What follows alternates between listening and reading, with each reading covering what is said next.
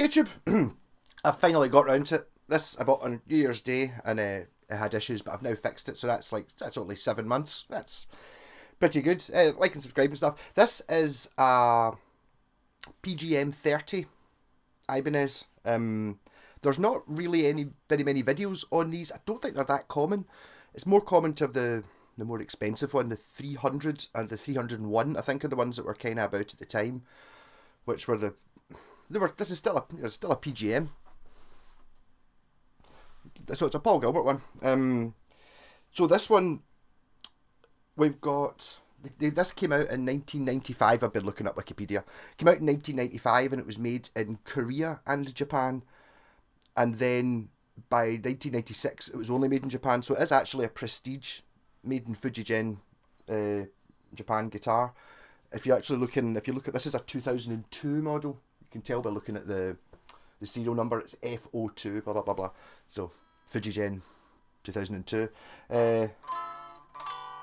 You can look up the catalogues for most of the Ibanez, or I'm not going to say all the Ibanez, but nearly all the Ibanez catalogues are online. Even if you actually just go to the official Ibanez site, I think it's one of those things that the reason you don't get that with an awful lot of old guitars is the company's changed ownership, whereas Ibanez are still Ibanez, so they don't really mind. So if you actually go to their official website, you can go to the catalogue, and obviously it shows you whatever the current catalogue is, but if you just scroll down, it's got like catalogues from the 2010s, 2000s, 90s, 80s, blah blah blah. They're not all there, but they're very nearly all there. Anything I think from sort of 1990s onwards is there. Some of the 60s and 70s ones are a bit patchy, but yeah. So you can look it up, and it's got a picture of Paul Gilbert in it with this, and it says Prestige next to it in the catalogue, even though it doesn't actually say Prestige on it. I'm arguing it is, okay? Yes, so what we have here is basically it's an Ibanez RG, really, isn't it? A few things have changed from being an Ibanez RG. It's got painted on F-holes, and it's just got a volume control and a 5-way lever, which are in different positions. I know this because I was going to paint. I had an RG 321 a few years ago, and I was thinking, oh, I'll paint the Paul Gilbert F-holes on it, but the switch is in a different place. They put the switch here, so and the volume control, so they're actually within the F-hole. You get 5-way lever. It's pretty cool. So this one for this year, for 2002. Before this, they had the Ibanez Wizard 2 neck. This one has a PGM neck, which according to the catalogue is the same as the Wizard 2, but 2mm thicker, because Paul Gilbert's quite tall and likes a chunky neck. I think his newer guitars have very chunky necks. This is by no means a chunky neck. It's basically a Wizard neck, but it's a wee bit bigger. Not quite as thin. It's also glossy, which is I really like. I much prefer. A lot of modern guitars have the sort of satin feel. I like a glossy neck. This is the glossy neck. Got a rosewood fingerboard, 24 frets, the all-access neck joint. Which has got a funny shaped cavity in the back because of where these knobs are. The Floyd Rose is a low pro TRS. No, a low TRS Trem 2 is what it's called. In the last year of this, which I think is 2003, is the last year it had the low pro, which I think is a more expensive Trem. This one, according to the catalogue, is to give the original feel of the original Floyd Roses. It's quite basic as far as Floyd Roses go, but that's a good thing. It's like the less there is of it, the less there is to go wrong. It seems pretty secure. It's actually quite low as well. Quite often on a Floyd Rose you get the bit, see where the fine tuners are. It's kind of raised up here somewhere, like on the old edge, which is an awesome Trem as well, but it's a much chunkier affair. This is basically, just a solid slab of metal with bits stuck on it, as opposed to being some really carved and intricate thing. It seems to work really well. Touch wood. I'm touching wood. It's all right. Yes, we've got a reverse headstock. That's not technical specifications. There's not really that many, I suppose. These came with the Infinity pickups. That'd be the difference between this and the actual Paul.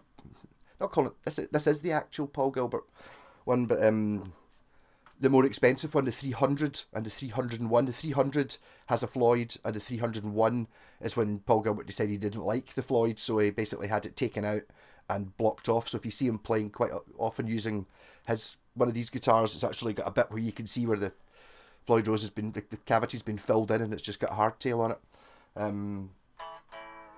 But So the differences there would be just going by that. It's made, so it's basswood body, made in the same factory for the, which is the same as the real the 300. Keep calling it the real one. This is a real one, okay? Came with infinity pickups, whereas the 300 has like dimarzios of some description. What you find with a lot of these guitars, you see it with the Steve Vai ones and, you know, the sort of Gem Junior and the Satriani, whatever it is. It's very common that you would buy one of these second hand, especially if it's 10 or 20 years old, that someone's put dimarzios in it anyway. So this one actually had a Dimarzio PAF Pro in it when I got it, a stacked Dimarzio in the middle and an Ibanez V8 in the neck. But the guy was also selling at the time when I bought it a set of Evo pickups, gold Evo pickups.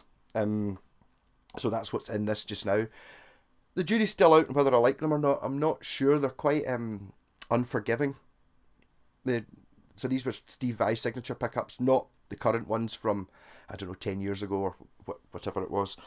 Yeah, so you've got a 5-way switch, which gives you, as you would expect for an HS8, so you've got humbucker, and then you've got this pickup split, and the middle pickup giving you the sort of strap position too. The middle pickup on its own, middle pickup and half of the neck pickup, so you get sort of strap position 4 and then neck humbucker and a volume. Relatively simple. I was talking there about the differences between this and the 300. This one has pickup rings, whereas the 300 doesn't have pickup rings.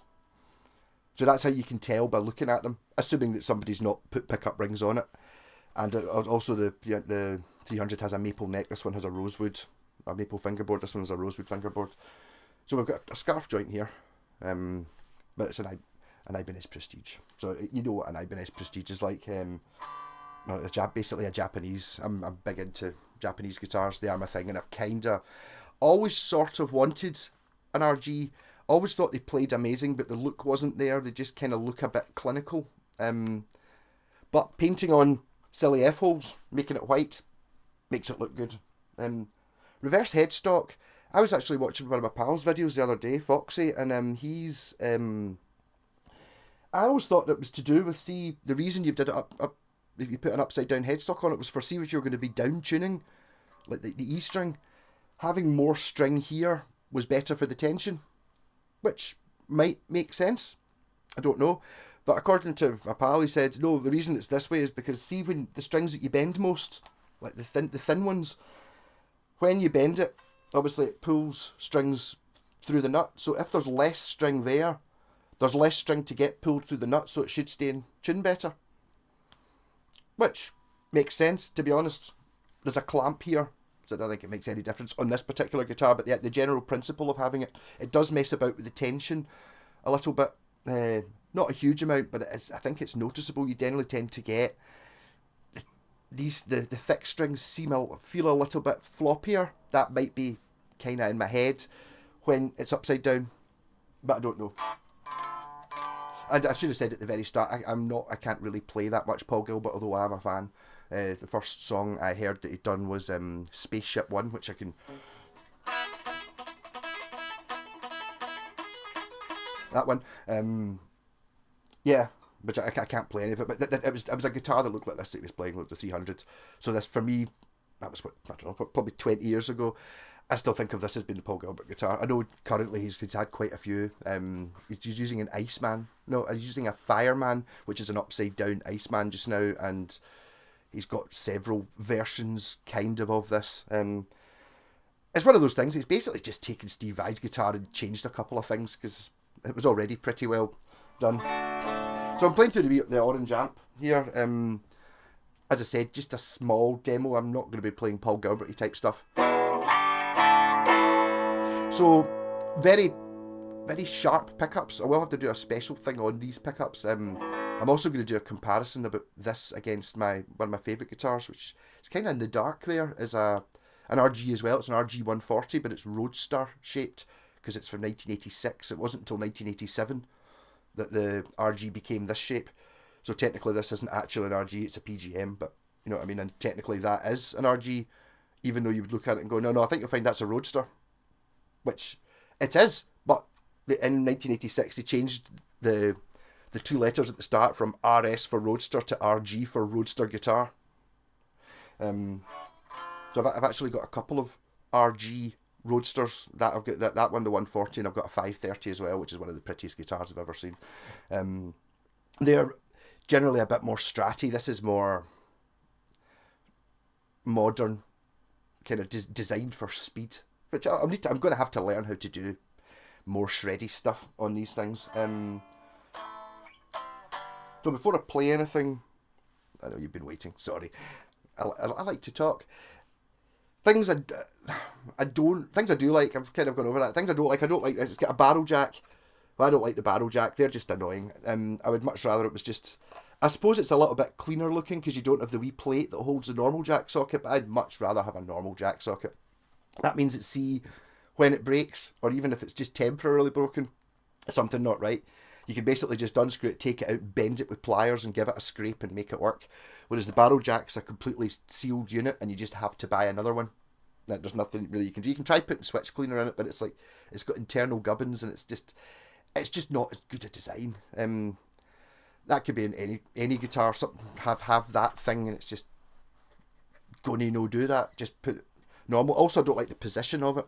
It's probably good for standing up. You know, see, I've got it kind of looped around the strap there, but it means you can't sit the guitar on the floor against your amp because the lead pokes in. Yes, you can use a right angle jack and stuff like that, but just a normal lead, it's like it's not really having an issue. I mean, I've only had this now for really only yesterday. I got it working properly. I had to do a wee bit of fretwork on it because it was all worn down. And I'm not a big user of the tone control anyway, but not having it, it's like, oh, there's no safety net. Oh, obviously your amp's got treble and stuff on it anyway, so you can adjust it that way. I do quite like the position of it. It's quite out the way, and it's amazing how quickly you get used to it just being there, even though I don't have any other guitars that have one volume control away down here. I suppose the big advantage is, see, especially when you've got a Floyd Rose, where the trem arm is, you're not kind of going over it or under it or to try and, moving it out the way to actually get to the volume control. The obvious place to put the volume control would be there, actually, wouldn't it? But that you might hit it when you're strumming. So basically just having it out the way is a good thing, and the switch is out the way as well, because if you're going to be playing and hitting the switch, you're going to hit the bar first. So I'll do this. I'm on clean just now, so here's the position 2, which is middle and bridge split.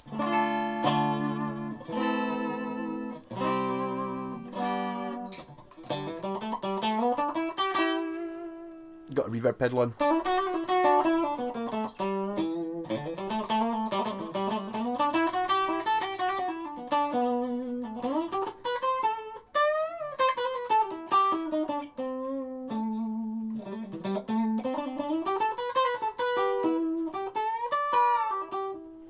I'm looking forward to spending the next couple of weeks just totally fine-tuning it. The action is actually a bit low just now. Well, when I say a bit low, it's just that how do you get an action this low? It's not doing that spanky thing which you often get when you get the action too low, because it's a really good guitar. Also, the truss rod's set to being just not straight. I'll tweak it.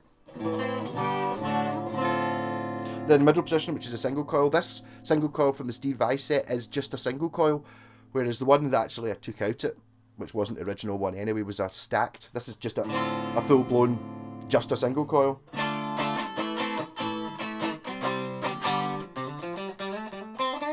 Then position 4.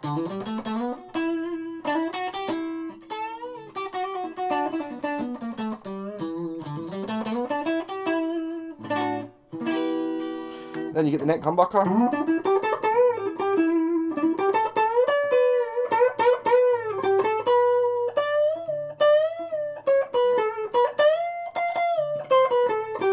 And then the bridge pickup. These pickups do sound strange. Not what I'm used to.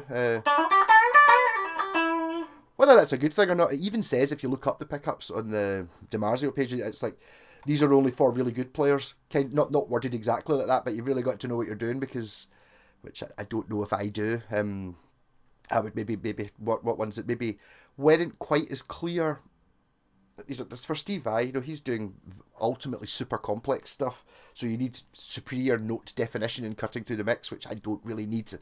I'm quite happy with a little bit more fuzz and grunge in it, which it doesn't. It means when you play really well, it maybe doesn't sound as good, but if you do make mistakes, they're not really obvious, which they are with this sort of pickup. Reminds me of a Washburn Falcon, is a similar sort of thing, which took me years to actually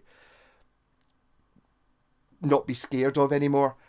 I'm still slightly scared of this guitar, just because of what it is. Even any RG, not just because it's a Paul Gilbert one. As soon as somebody sees this, they just expect you to be, which this does everything. But I mean, it does it. You know, that's what you would expect from an RG or especially a gem or a thing where you're going, oh, you're a big Paul Gilbert fan, and it's like, yes, I am totally. I think the guy is hilarious. Look him up on YouTube. He's brilliant. He's really funny. I really like his music as well. He's more sort of songy, less. He's funny, but the thing is, his music's funny as well. It's like, even like, you know, he'll do a solo which is funny. It's like, but wouldn't it be funny if it went you know? There's a lot of humour in it, in him and in what he's actually playing, even when he's not talking. So if I put the Rat pedal on, which is my favourite pedal for distortion.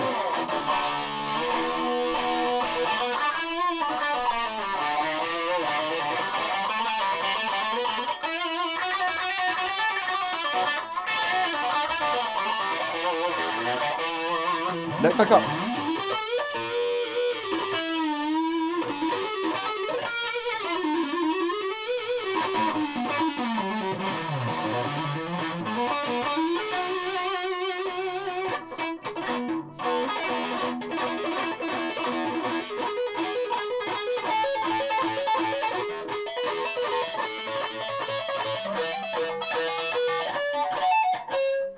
Can't remember how to play it.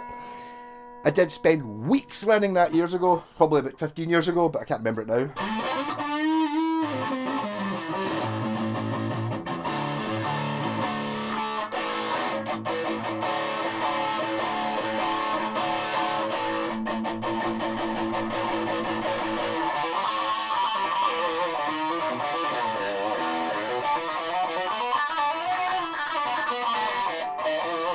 It's a very fast guitar, in common with all RG, especially the Japanese ones. It's very fast, and it's got that little bit of more. It's more that I've not even begun to anything like conquer what this can do. It's kind of eggs you on a little bit. It goes like, is that the fastest you can play? Can you not do more? And you're like, so you end up running out, going, and making lots of mistakes because it's anything that I can play as fast that I'm used to playing in a Strat or something like that. This just goes, come on, try harder. It's like, I can't play any faster than this. So basically, if you were a beginner, I wouldn't bother. Unless you're maybe not scared of it. I have a little bit of terror about this guitar. But it's very comfortable. It is very easy to play. It's just that whole egging you on thing makes me a bit scared of it. The bridge pickup is very wide, isn't it?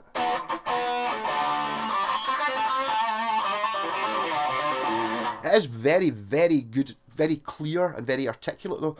You hear every single one of my fluff notes.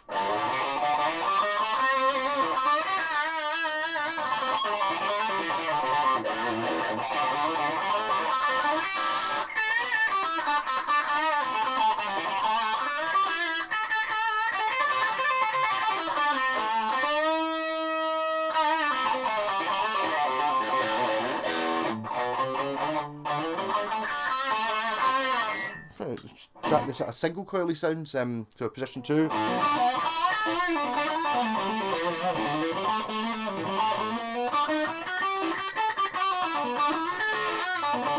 It's not very often that you actually find that position 2 is louder than the bridge humbucker, but it seems to be. Maybe it's the way I've got it when I've got the amp set up.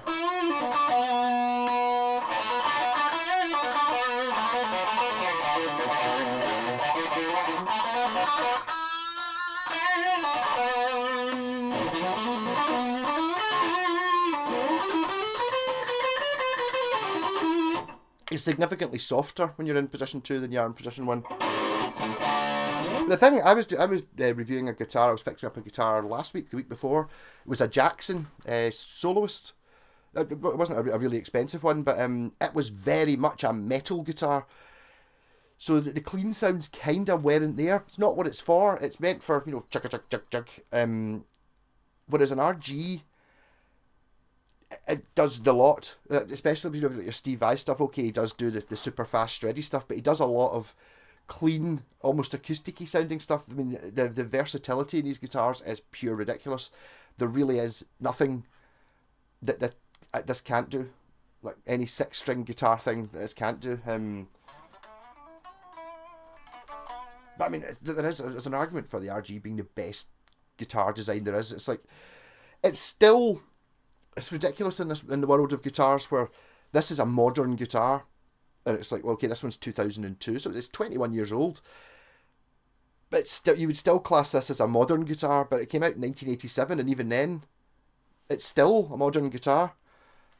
Because a vintage guitar, traditional guitars, like a Strat or a Tele or a Les Paul. And there's arguments to be had for this is the most advanced guitar you can get, or maybe not. I mean the RG, not particularly, but with the HSH pickups where you've got the 3 Strat sounds in the middle, then you've got the 2 humbuckers on either end. And okay, this particular one doesn't have a tone control, but it kind of just does the lot. And the Floyd Rose, if you've got a good one, which this one is, you don't need to go all the time. You can just use it like a Strat trem. It does everything a Strat trem or a Bigsby does, Or Bigsby. Yeah, does a Bigsby thing but doesn't go out of tune. Strat. And then Floyd Rose. Yeah. It bends up as well. You get, I don't know how many notes.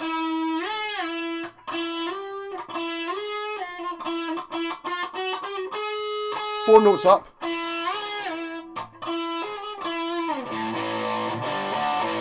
Just check it. I still, from many years of having Floyd Rose that weren't set up properly, I still don't really trust. I don't trust this one yet because I've not played it enough to actually be returning to pitch. But it appears to be.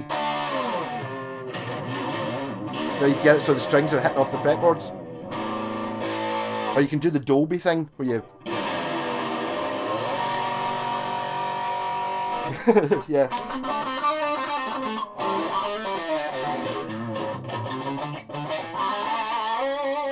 Yeah, so I'm still learning about this. I'm still on the fence about the pickups. One of the issues I've got with the pickups is they're worth a lot of money. These pickups are like 120 quid each for the humbuckers, and it's like 80 quid for the single coil. That's quite a lot of money. That's kind of what I would normally spend. There's not really any of the guitars you can see cost as much as these pickups. So it's going to be a case of, it's not a case of whether I like them. They've got to be significantly better than normal pickups. If I can sell these and be £200 up with other pickups that are 99% as good, I'll probably just do that. I do have quite a lot of guitars. But I think if you're going to have one guitar, maybe an RG is the way to go because it can kind of cover everything. It does have very much an issue though. An image issue. Being, you've got an RG shred-tastic, But you can do anything on it. I was seeing Pete and Diesel, a Scottish band from the Hebrides, a couple of weeks ago, and they're playing like folk music that are basically island drinking songs. They're really good. And he's playing these, or Ibanez RGs, and it's kind of folk music. He's basically mostly playing sort of strummed chords with a bit of distortion. He was doing some leads, but not a Van Halen or a Steve Vai, just all over the place. He was like, playing traditional structured songs, but playing an RG just because it's a really, really good guitar to play, really easy. It weighs very little. I mean, I should probably actually weigh it when I get the chance. I noticed when I had it to bits, because I gave it a good clean. Trusty luggage scales. I'm going to have a wee guess. I always like to guess what the weight is on this. I'm going to say this is 3.2 kilograms. Anything under 3 seems very, very light. Anything over 4 seems very, very heavy. Average, I think, where you don't really, it doesn't have, it's like, is it heavy or light? And you go, well, it's about 3.6 kilograms. in my view, for like a Strat type guitar. A 3.6 would be a very light Les Paul, but just as a guitar, 3.6 is right. So I'm guessing this is 3.2. Let's see how far off I was. I think last time I did this guess, I got it right, just by chance. I'm hanging it off a tuner, which isn't the best way of doing it, but there we go. Well, 3.5, so almost exactly halfway through when a guitar is neither heavy nor light. The idea, be the basswood body, which I think it's sort of the whole tonewood thing. The way I've got out of the tonewood debate by, I don't know if you've ever heard of Alan Holdsworth. He's a ridiculously amazing guitarist that I can't even begin to comprehend what he's doing. But it's very listenable to, and for some reason you can sort of go, oh, it makes sense, but it doesn't make any sense at the same time.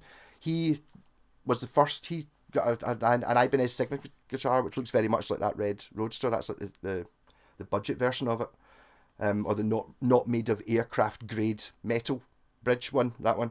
And he spec'd basswood, so he must know what he's talking about. It wasn't a very popular thing up till then, and then when Steve Vai did his gem, he'd worked out how deep to make these cuts and the 5-way switch and the recessed Floyd Rose and all these things. And it's like, what are you going to make it out of? And he basically just asked him, so what's the Alan Holdsworth model made of? That basswood. Yeah, you get the respect from Steve Vai for that. So basically most Ibanez guitars are basswood since then. I think even that FGN Telecaster there, which is the same factory as this, is basswood as well. It's meant to be. It's like people who are into tone would say it's a neutral sound. It's quite easy to work with. It's quite light. The big downside with basswood is you don't really get any sort of grain on it. I've got a Ibanez Destroyer that someone stripped at some point, and it's basswood, and it's like it's just a very uninteresting looking wood. So you get like a fantastic piece of mahogany or a like swamp ash with all the grain and stuff on it. I think there's actually a version of the PGM, whatever number it is, that's got like the swamp ash, and it just looks stunning, varnished. It's like, oh, what a fantastic looking piece of wood. Basswood doesn't have that fantastic looking thing, but you're going to paint it. That doesn't come into it. Yeah, so there will be more videos coming up of me playing this. I'm going to have to try and compare this to the RG140, which is currently my favourite guitar, at some point. Do a shootout. I'm going to put strings on that and clean it up, and then decide which I like. And if that one there, I like the sound of it better than this one, when I A-B them, these pickups are getting ripped out, and I'm going to put in, I've actually got an old set of Japanese pickups, not more normal. That's an Ibanez Super 70. So I'll maybe put something like that in it, and then I'll sell these, and someone will pay big money. Someone who's got like the Gem Junior or whatever the equivalent level of this is. But the Steve Vai one will buy these and put them in it. It kind of depends what you're trying to do. I don't really play super versatile stuff. I like my that 70s rock, Black Sabbath, and that's really more my sound. I don't really use that many pedals or anything like that. I don't really play anything really that intricate. More sort of rock guitar. Judas Priest, that kind of thing, more than Vai and the. Yeah, so 28 minutes of just talking about this. So there you go. So from there not being really any videos apart from one guy, it was like it's an old-fashioned video. There's one for somebody talking about it for ages. I've never played any of the other PGM models. There is a micro one which you see all the time if you type in. It's a PGM30, I think, which basically looks the same apart from it's just the whole thing's just 10% smaller. But the pickups and the bridge are the same size, so it kind of looks like the pickups and the bridge are really big because everything else is just 20% smaller, and it's like a 22.5-inch scale. They're quite popular guitars these days. They're not really that cheap, but I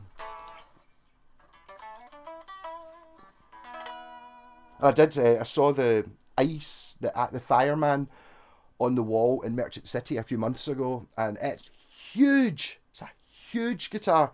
It was sitting next to one of those, like a headless bodyless. I think it was actually an Ibanez, kind of like the Sandberg ones, where you've got like not quite your Steinberger, but it's headless, very compact, and it looked like a toy next to the Fireman. Just looked like it was this size. a very big guitar. This actually does look quite big. I wonder if it's actually bigger than a Strat. You know, does this point here actually reach out further? It kind of looks like it does. But it's quite angular around the edge. It does have a belly contour here, and it does have the, you know, the Strat contour here, which is nice. Also, little things. It's like, this is recessed. I quite like that as well. Just small details. The all-access neck joint. Paul Gilbert actually changed that on his later models because he preferred the original, you know, the original Stratty type one where you get the big block like this. I'm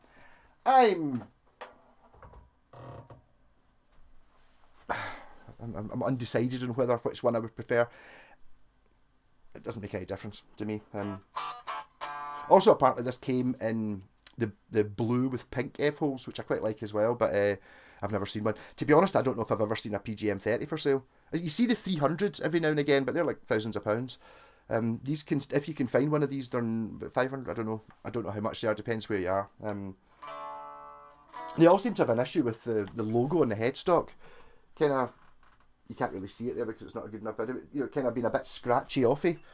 I don't know why they do. It's because it's basically just a transfer, or it's just screen printed rather than being recessed or anything like that. So I kind of don't want to polish it too much in case I take off the Ibanez logo, which I don't want to do that. I think it's quite a lot of the scratches on it might be from, see, when you're poking the strings through the headstock to when you're restringing it. It could be just be something like that. I didn't mention it's got Gotoh branded tuners as well, which I think are stock. And the hardware was Cosmo Black, but not Cosmo Black now because it's 20 years of wear on it. So it's actually, it looks chrome, but the tuners you can still see on the back are Cosmo Black. Yes. So, rock on. And sorry, I'm playing an Ibanez Paul Gilbert and not able to, not doing all this stuff. In fact, I've not even really played it. I'll do a video of me having a jam with it later on. I've already talked for half an hour on it. Ridiculous, isn't it? Anyhow, rock on. See you during the week. Bye bye.